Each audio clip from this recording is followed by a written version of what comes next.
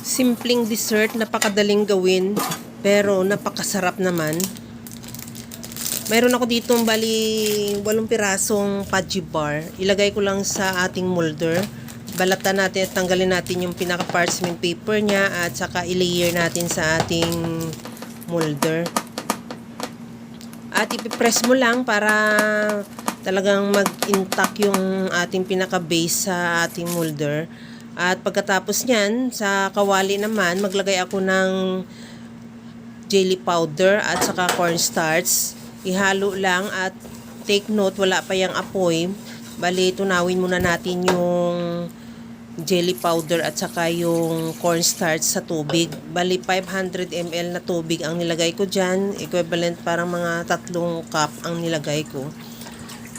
At pagkatapos niyan, pagka natunaw na, isunod ko na rin ilagay dyan yung evaporated milk at saka yung condensed milk.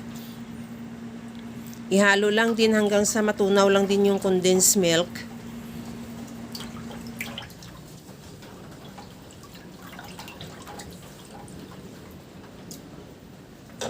Tikman ko na yan kung okay na yung tamis niya. Kung halimbawa sa'yo medyo hindi pa siya matamis, pwede ka magdagdag ng asukal at ituloy lang ang paghalo. Buksan na natin yung apoy hanggang sa maggulo na siya. Kagaya sa nakikita mo, kumulo na. Medyo lutuin pa natin ng mga another 3 to 5 minutes.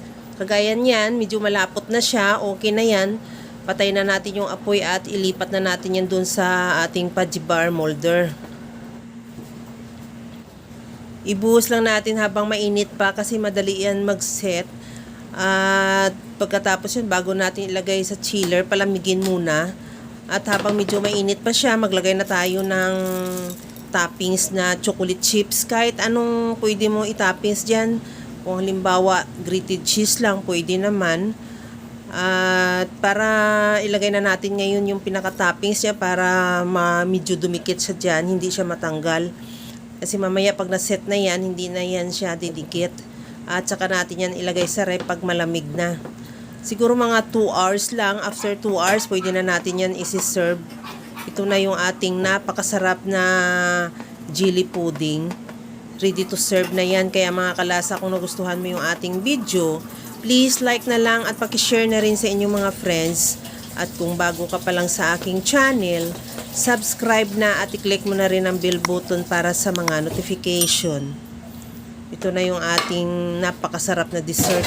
Ready to serve na. Hanggang sa muli mga kalasa. Thank you for watching. Bye-bye!